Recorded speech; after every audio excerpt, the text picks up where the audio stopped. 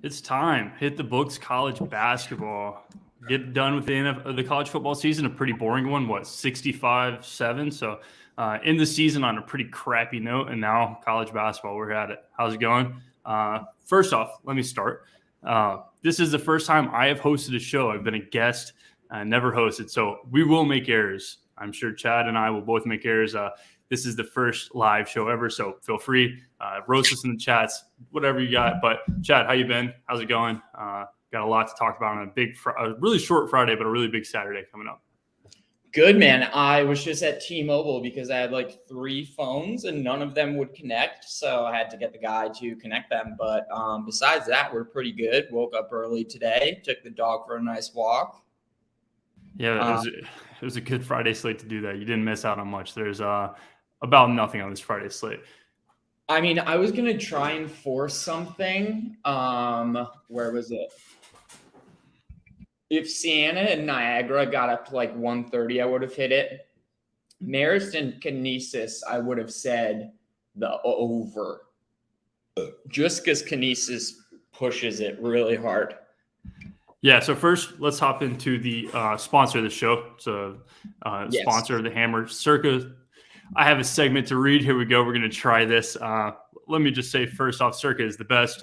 Without reading this, it is the best. Everyone knows it's the best. Their Twitter account, there's no person that uses Circa that doesn't assume that Circa is the best, sharpest sportsbook in the world. But to the intro that I am supposed to read and going to struggle, the segment of Hit the Books is sponsored by Circa Sportsbook. Bet like the pros, the world's largest sportsbook, right at your fingertips on the Circa app. Bigger app limits. They have better Moneyline splits. They have the lowest hold percentage and the best customer service there is. Sports betting on the go has never been better. Download now, fund your account, and bet like the pros from anywhere. I believe Circa is in Las Vegas and Colorado. And if you have the ability to bet there, I would highly, highly, highly recommend. I will be in Vegas next week, Thursday through Sunday, I believe. So if you're watching this and you're in Vegas, hit me up. But I will be at Circa. Told Jeff I would shake hands with him, and so that'll be interesting. But all that said, let's hop into college basketball. That's what we're here for. As Chad said, there's not much on the Friday slate. We're going to talk about Friday. If you have any questions, pop them in the chat. We will get to those as we go. But a Friday board that basically had nothing. Do you have any opinions, any soft leans before we hop into Saturday? Because Saturday, 130 games, we're looking pretty hefty there. I have one game. So if you have anything, talk about Friday, I'll go, and then we'll hop into Saturday. I think I kind of went on Friday. Friday and Monday slates, I usually don't like that much.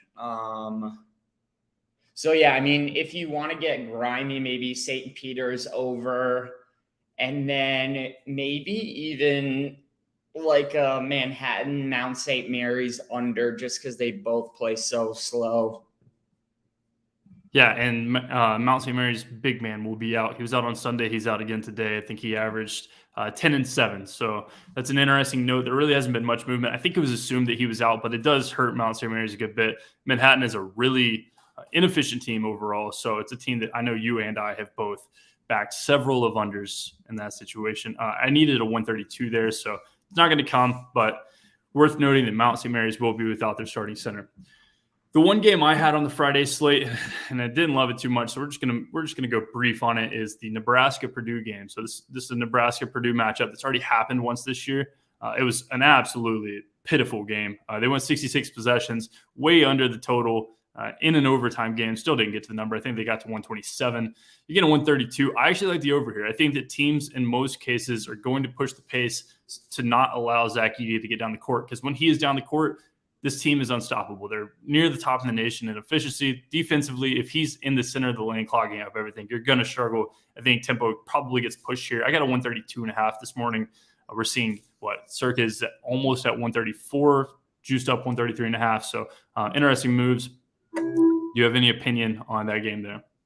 No, I like that. I mean, every time I hear Zach Edey, I have to talk about how he started playing hockey, ice hockey, which is just unreal. But no, I mean, I like that. Yeah, I mean, you know me in big market game. I would rather bet on like Penn and Dartmouth than like a big game. Not because I don't want to watch it, just because edgewise. But no, I would agree with that for sure. Yeah, we have Saturday will be loaded. We have a bunch of Penn and Dartmouths, and we have a bunch of really big names to hop into. So without further ado, let's hop into Saturday. Again, if anybody has questions, pop them in the live chat. Zach will send them to our feed, and we'll get back to as many as possible. We're going to have a couple bets that we track on the BetStamp app. I believe it is the Hit the Books account. Zach will post it somewhere, but I believe it's the Hit the Books account on BetStamp. Track everything we talk about, but I think that we're going to have 3 shows on the play today. We're going to leave them to the end. Make you sit back and wait, but let's hop into Saturday. So the first game that I noted, worth noting, and these were just me choosing random games that I thought would be interesting, it's the Kansas State TCU game. TCU, also, we made these lines. There were no markets available. It's 4 p.m. in Alabama, so there were no markets available. I'm using Ken Palm's projected, and if there was a market at the time that we started the show, I have them. Some of them we don't, though. So I have TCU -2 and a 146 line versus Kansas State. You have any opinion on the TCU Kansas State game? Let me see here, because I pulled that up too. You're good. I can crank out while you pull up. So because I have Kansas State does push it a little bit. I forget. I want to say TCU is like 54 in tempo, so that's going to be definitely a. What did you say, the under? Sorry, I'm like all over the place today. No, you're good. I was just reading the market.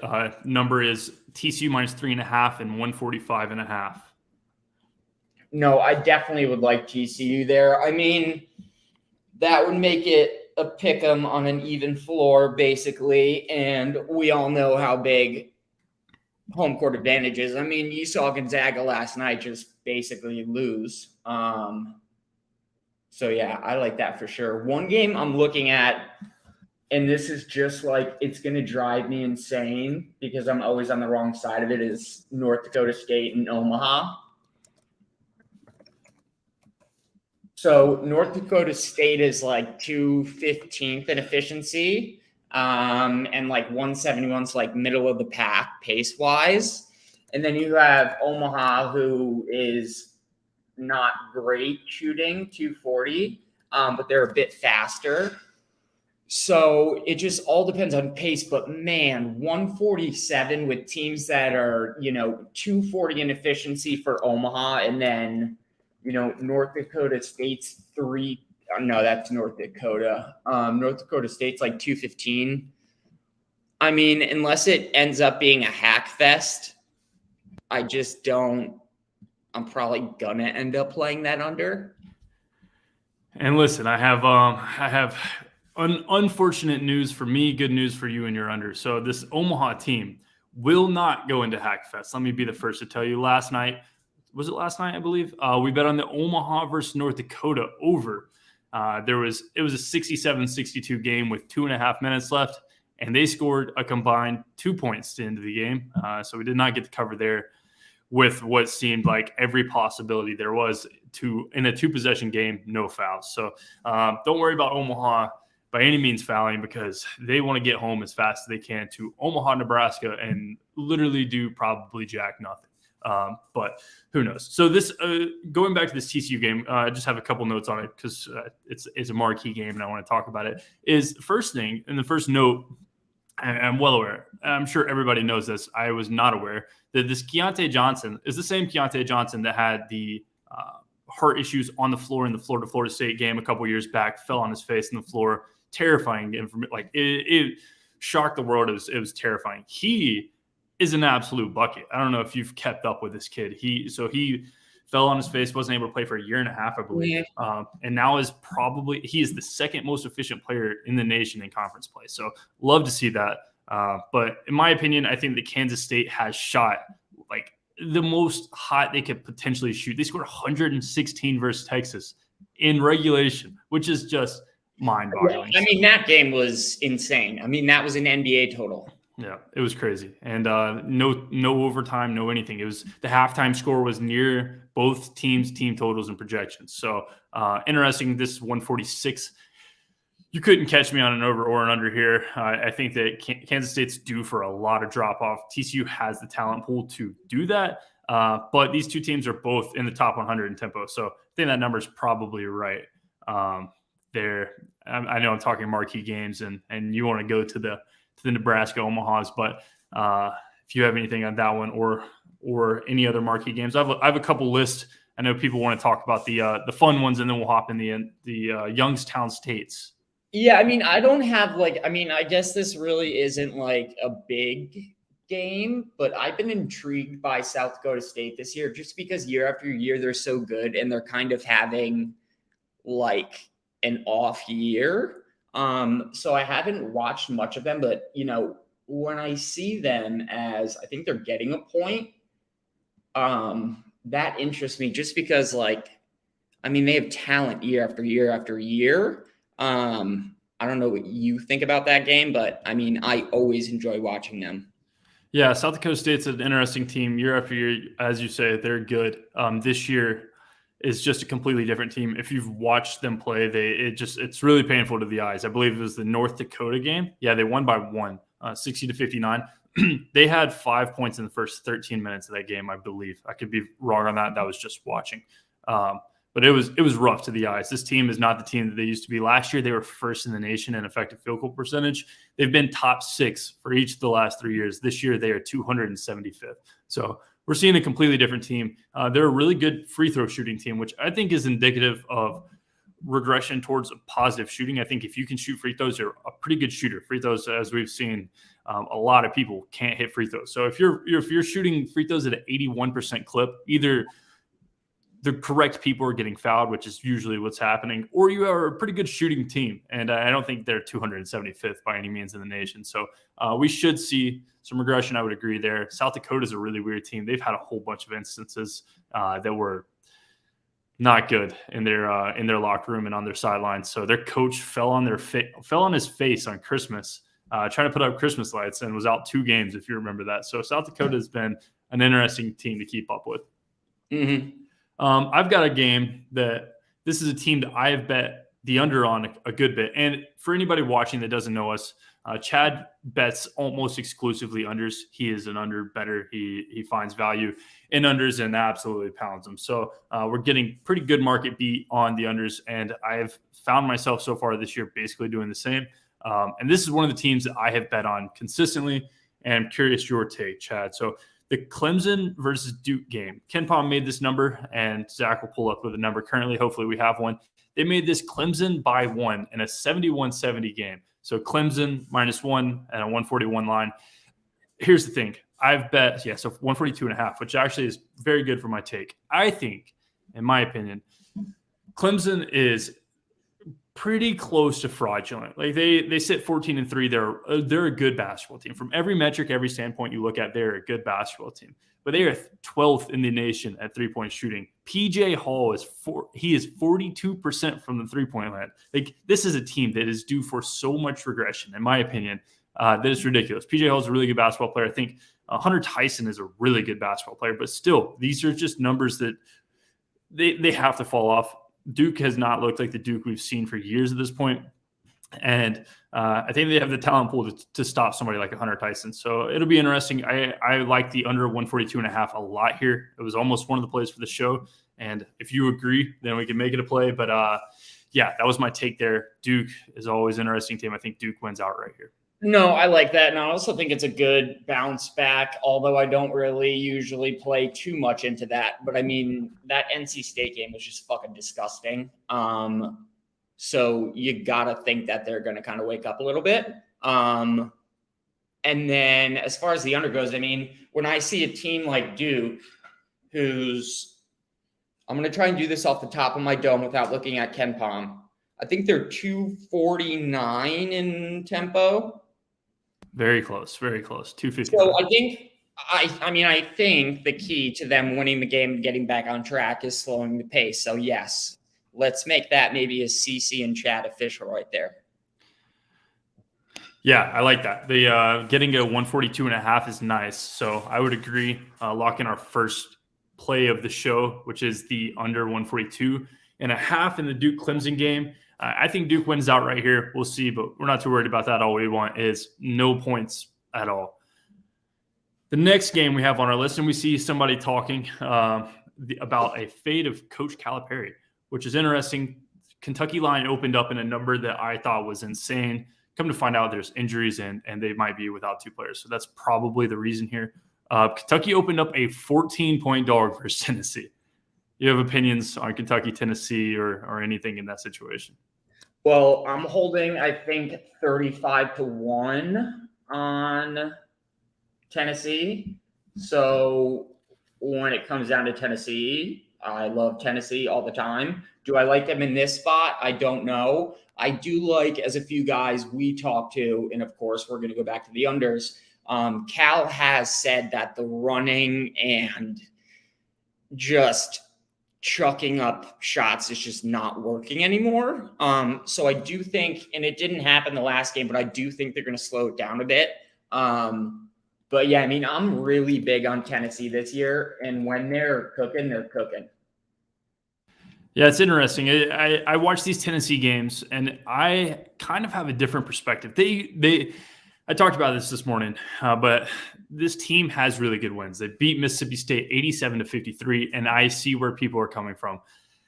I don't think that they're as good as they're rated out to be. They're first in the nation in defensive efficiency. I don't think that this is this Tennessee team. I just don't see how they score with really good teams. And we've seen this. The 77-68 versus Vandy. They beat South Carolina State out of the gym. Cool. Good job.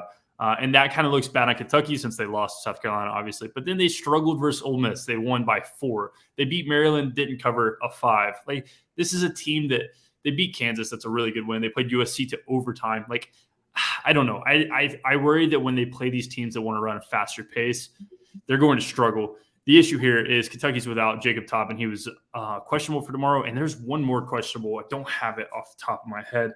But there's another questionable on that team, pretty significant. And so the 14 kind of makes sense.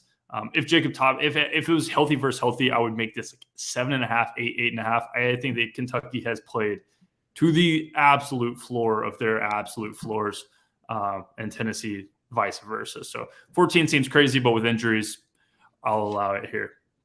The next one, and this one is interesting because you talk about futures.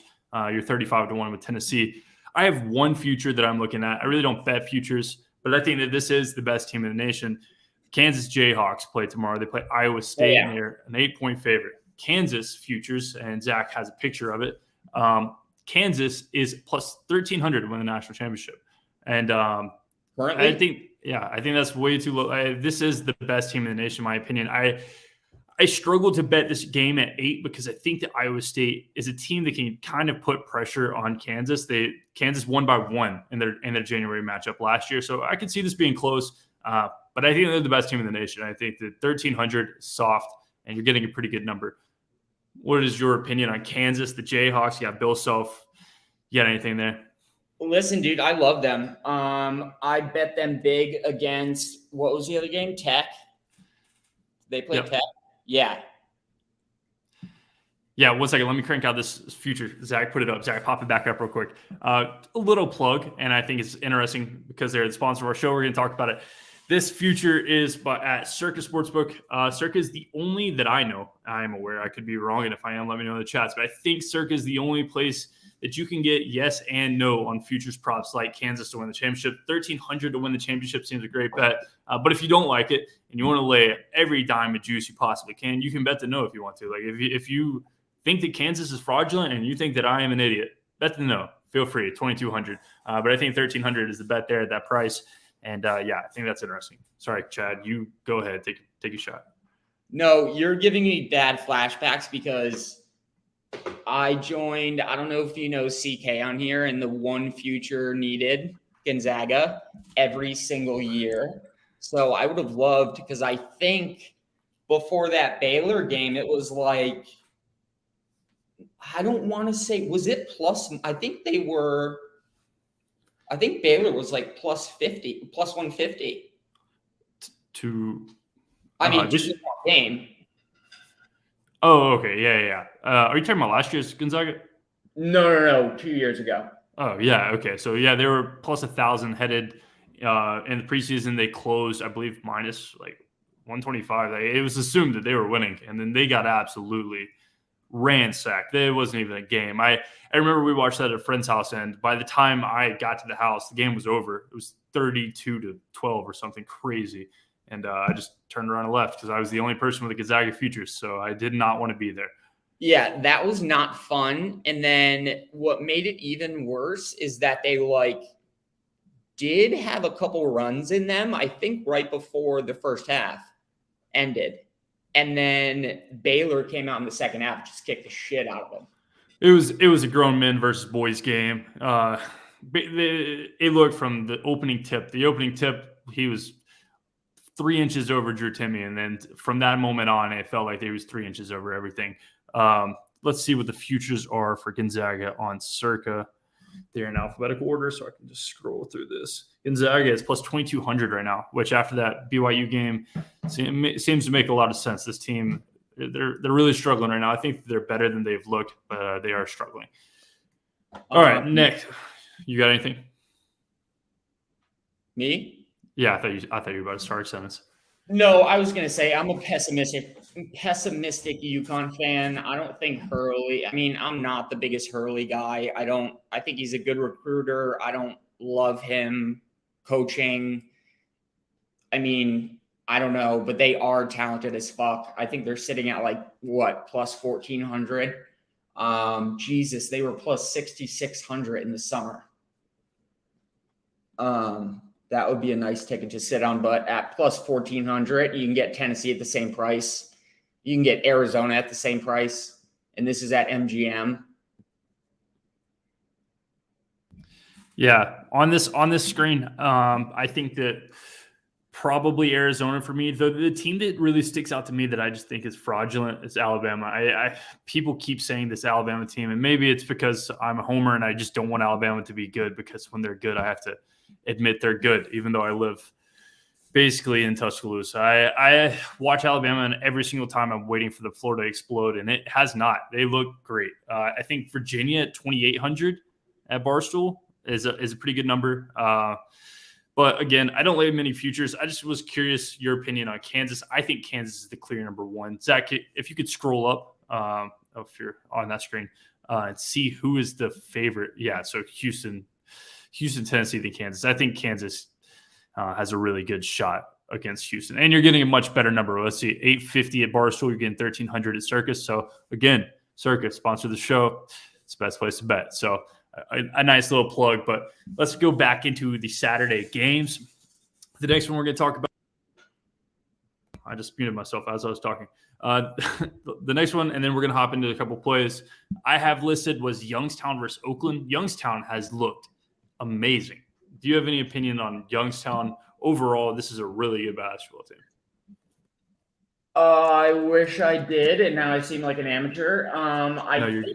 I think I watched them against Detroit. Yeah, Detroit, who is 6-12, but I think the score was a little bit closer than it was. So I definitely do like them. Some more teams, if we want to get on Or do you want to talk about their specific game? Are they playing? You're good. Let me crank out my Youngstown thesis. See if I can convince people that Youngstown is better than most might think, and then we'll just crank out a couple of your ones before we hop into some plays. So this Youngstown team is 10th in the nation in basically top 10, top 20 in every offensive metric. They have looked really good. Ken Palm has them as a 5-point favorite, opened up 3.5.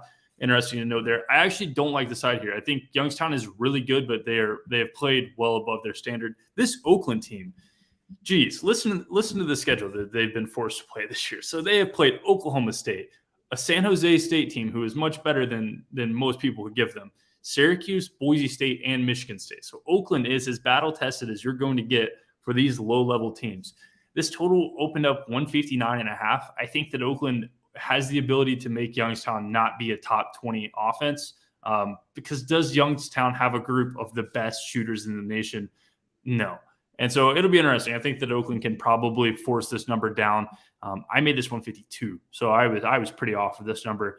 It's a big number, and so I like the 159.5. I'm curious your opinion there. It's a number that usually I try to stay away from these high deviation, high totals, but I like the under 159.5. I think that's a number that only a select few teams like the Cornells, the Oral Roberts, those type of teams should get 159.5s. Yeah, Oakland too. Let me see if I'm right again. Yeah, Oakland does not play specifically fast.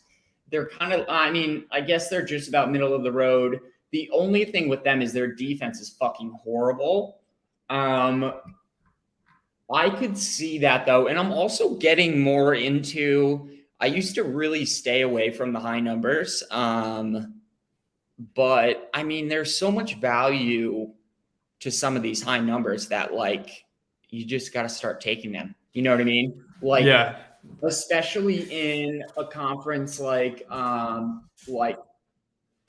fucking, oh my God, I literally have a t-shirt. The Big Sky. That's B3's conference. He loves that. I know. I got a shirt too. But Northern Arizona, you'll see totals of upwards of 140, 145. And they play pretty slow and they're not good offensively. You know what I mean? Yeah. Yeah, I think it's interesting. These 159s, we're seeing a Youngstown team 141st in tempo and an Oakland team 150. This is not a team. The national average on total is 140. So to see two teams that are basically split even of the road in pace, to get a number that is 20 points over the national average seems crazy to me.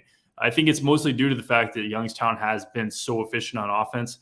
Oakland is not really an efficient offense. They haven't been bad. They can't really shoot the three ball. They're 164th in efficiency. But the biggest issue here is defense. They suck on defense. They're 330th. So you never really know what you're going to get with these kind of teams. And I think it's too many points, 159.5. I leaned the under there. We're not tracking this. This isn't a bet, but gun to head, I'm taking the under in the Youngstown game. That said, and the reason I noted it and the reason that I wanted to talk about it is sometimes you have to admit defeat. And the worst bet I have had this year was Youngstown IUPUI. I had the under 141, and Youngstown scored 105 points by themselves. And so that's when you don't even get mad. You just, I respect Youngstown for going 8 for 9 from 3 to start the game. Props, and you move on.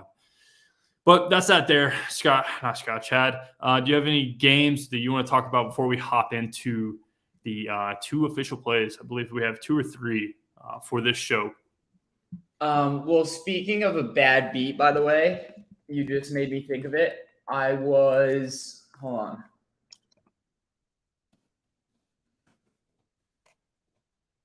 I was watching, because I'm still trying to model women's basketball, and I forget who it was, but they literally had a 0 point quarter, and they went to the line twice with 30 seconds left, and then with 1 second left, and they missed all 4.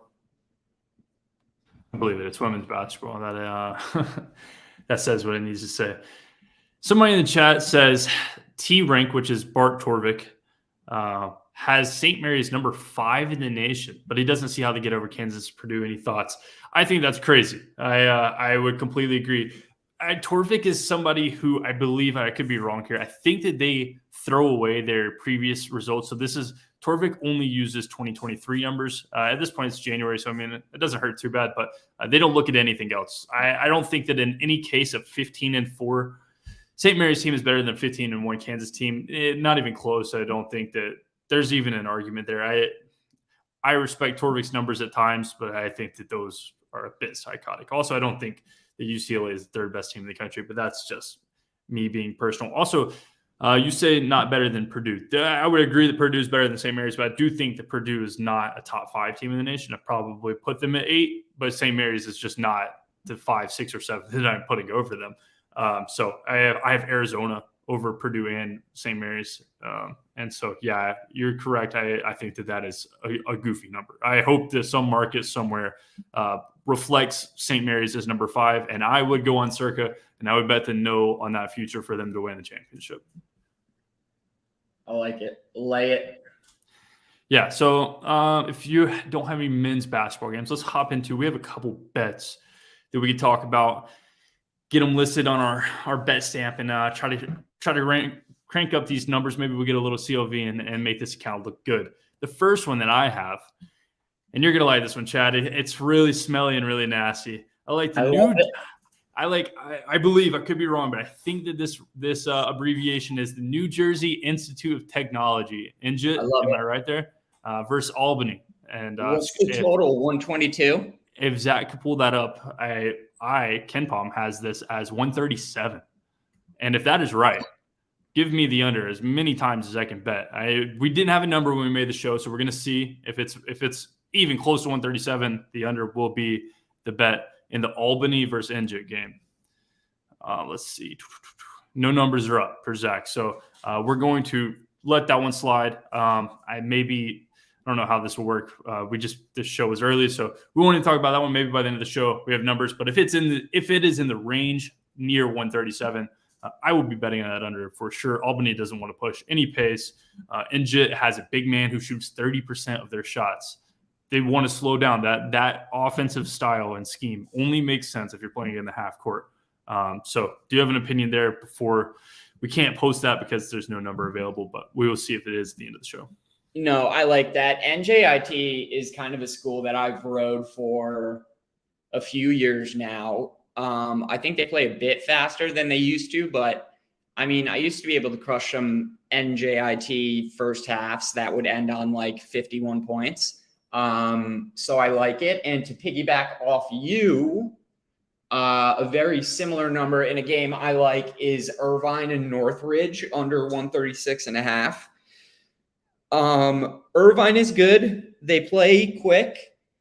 Northridge is not very good. Obviously, I mean, the line's 10.5. I just don't really know how many points Northridge scores. And I do like a game like this. One of my angles, and I really would like to start tracking it more, is a bad team who plays slow as an underdog, like what the pace of the game is. Because it kind of feels like if you're a slow playing team and you're playing someone fast, you got to slow the game down, play it on your own terms, and it usually works out pretty nicely for me. So I was thinking I had that game at, I think, like 133. So 136.5 right now at 5 dimes. I'm thinking that Bet Online will probably go 137, something like that. So I'd play anything over like 134. Yeah, interesting. I have this at 134 on the dot, so I'm pretty close to market. This is a Irvine team that plays faster than my numbers have had, so I try to stay away from Irvine games. It's interesting because I know you've had success with Northridge, and it's an interesting idea of tracking like where teams are relative to the strength of the game. If a dog as big as that can hold up their pace, in most cases, I lean towards the other way around. I think that if a team is a significant favorite and they are fast, they're going to be able to force the pressure that they want. That's why they're the favorite here.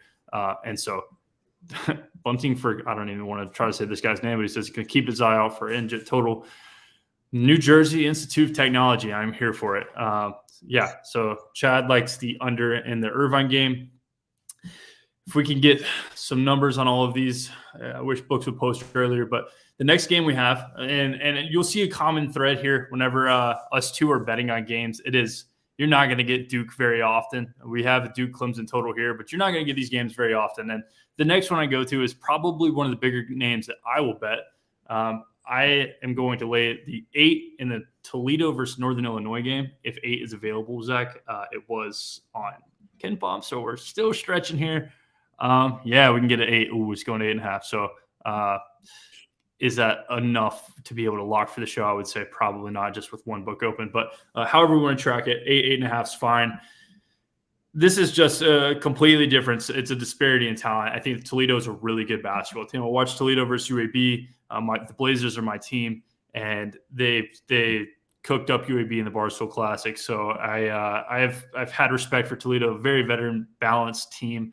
Also, the biggest thing here, Northern Illinois is without their best player who tore his ACL in the last game. It was kind of like silent news. He was out, and it just like slowly came out that it was a torn ACL. Like I think that it was much more of a, oh wow, that was an ACL.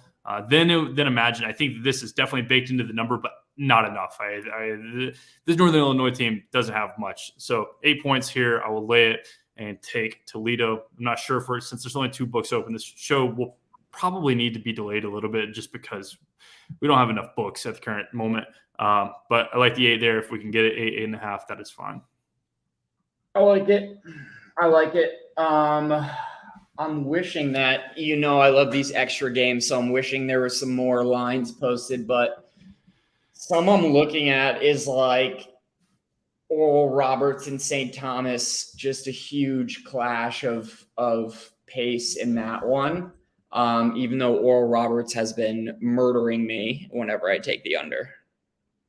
Yeah, Oral Roberts, Max Asmus has he's a 2,000-point scorer now at this point, I think. So it feels like he's been there for 12 years, but they love to push pace. The interesting thing is, and I don't know if you've watched St. Thomas yet. I don't have this kid's name in front of me, but St. Thomas's point guard. Listen, I love basketball.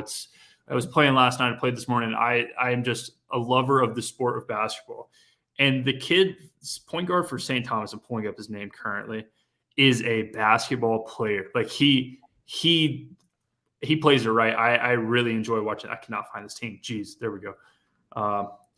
Andrew Rohde, Rohde. I don't know if that's how you pronounce Rohde. Who knows? He shoots a significant amount of their shots, but he is one of the nation leaders in assists. He doesn't turn the ball over much. He's one of the nation leaders in steal percentage. He can shoot the free throw. He really can't shoot the deep ball, but he knows he can't shoot the deep ball. He doesn't try. So you're going to see some Rondo behind the back passes. You're going to see some highly efficient layups and getting to the rack, getting to the rim, making the right decision. I really like watching this kid play at St. Thomas. Are they better than Oral Roberts? No. But I hope that this kid transfers to a better school because he can facilitate and make other kids look really good.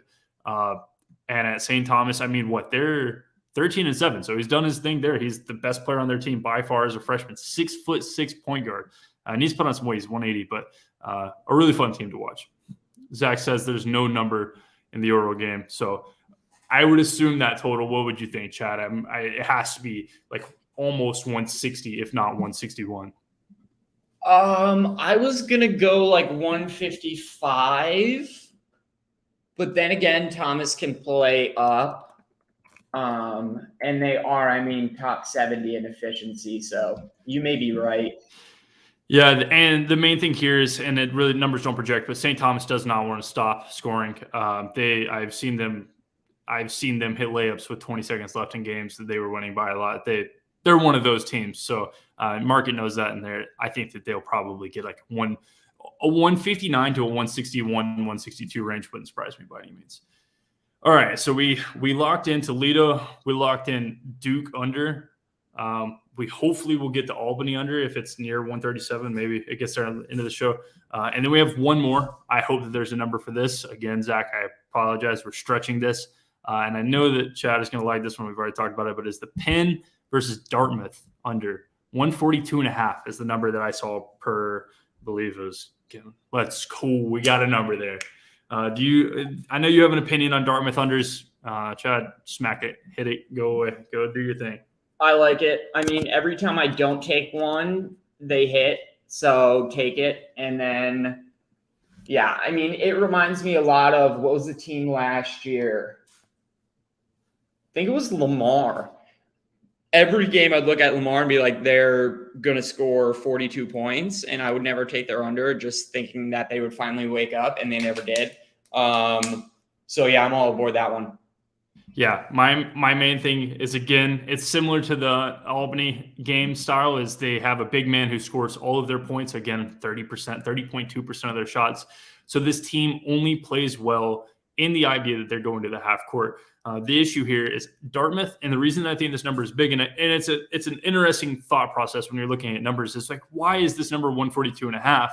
If you think that the number should be whatever. And my reason here is Dartmouth is graded 91st in tempo per KenPom. And if you have watched the Dartmouth game, this isn't right. Like it is. I understand how they do the numerics, but Dartmouth does not care at all to be 91st in the nation in tempo. They care to feed the ball into the big and get to the free throw line. And they've done it a lot. Cornish at point guard can't do much. He's really good free throw shooter, and he gets to the line as often as possible. But Penn's a good basketball team, and the numbers project it. And I think that this number is significantly off. I thought it would be near 136, 135. So cool with it being the show's third play, I believe, Zach. The under 142.5 and Dartmouth versus Penn. And I think I have one more if we want to even it out. Yeah. I was on the fence at 133.5. I'm hoping to get 134, 135. But Monmouth and Towson looks pretty good. Monmouth is just a shell of the team they were the past few years. Towson plays slow. I think it's a 17-point spread. I mean, Monmouth is probably going to score 50 points. And I mean, that should about do it. I mean, they've been miserable this year. Yeah, Towson is a team that plays pretty solid defense from what I can remember. Yeah, they're 344th in tempo. So like we were saying, Chad said a slow underdog, and I rebutted that I think that the favorite in most cases holds the ability to dictate the tempo. This is a team who is 344th in tempo as a 17.5-point favorite. So now just extrapolate that out into the theory that what do you think Monmouth is going to do? If they're playing a team that is this slow and an 18-point favorite, the market assumes that Monmouth is going to score close to nothing. And I would, in most cases, tend to agree. I had them at 57 points. If you click their KenPom, they're red in every single metric. The issue is Monmouth does run pace. I don't think they'll have the ability to here. So I agree. The fourth lock for the show, lock it in, would be the under, 133.5 in the Monmouth versus Towson basketball game. Interesting. We went an entire Saturday slate with only getting one team probably in the top 100. I think Toledo is pretty close, but if we can get Inja by the end of the show, we'll get that. If anybody has any questions, I'm getting them pulled up. Yeah, I'm about to hop into Brad's question of Michigan State versus Illinois. That's a game tonight. The last time I looked at the line, it was 6. This has moved from 6 to 6.5 all morning. Do you have an opinion on Michigan State, Illinois? It is 6.5 still, so perfect. Do you have anything there, Chad?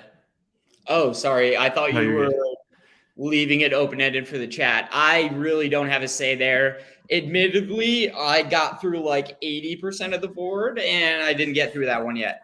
No, you're good. I think that this is an interesting matchup. Illinois has their problems. I think they've been very publicly displayed their problems. They had a kid leave the team. Sky Clark left the team with issues. Like, this team was falling apart. And then in the last 2 games, they beat Wisconsin, beat Nebraska. And apparently they're road beaters now because they're a 6.5-point favorite versus a Michigan State team who has done everything right. They have won that is 2, 4, 6, 7 in a row. So to be a 6.5-point favorite, something seems weird here. These are 2 teams that at the start of the year, if you asked me, I would have said were both severely overrated. Michigan State was 31st in KenPom. They're now 42nd. So they've fallen off a little bit. And Illinois is somehow 24th, which I don't understand. I lean towards the under here. I think 137.5 is probably too many points. I don't know how either of these teams score. I think Illinois is shot probably to the higher of their metrics, I just don't think this is a good basketball team. They're 58th in tempo, but that doesn't worry me much because Michigan State is always going to be able to do what Tom Izzo wants to do. They're going to be the better coach team here in most cases. So don't worry too much. I like the under here. If I was to bet anything, you can get a 138 if you're in Pinnacle. I believe Zach could get a 138 if you want to. Isn't Pinnacle in Canada now, I believe. So I cannot, but you could get the best of both worlds there. As Zach says, yes, it is. So have fun getting a 138 at Pinnacle, beating the market. Being able to find that on BetStamp.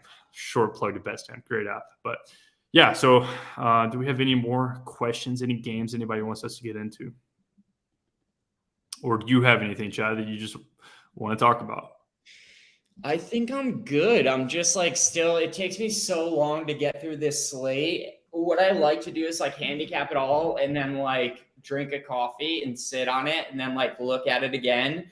And then I don't know if we want to get into like tips here, but like I like to bold games that like have a little bit of value, or even if they don't have value that I want to revisit, and then cut the rest out. So then I could limit, a 200 game slate to maybe like 50, and then to 25 and stuff like that. So if anyone's looking for some tips, it's not easy. Yeah. So that's a good question. It just got asked as you were talking about it. So what is the process you guys go through? So short and sweet, we both bet primarily overnight college basketball. As much as some pros are going to want to say, like right here, middle finger, that's what we do. We're not betting $10,000. We're not betting $20,000. We can get down a sizable amount of money on overnights and get people on them.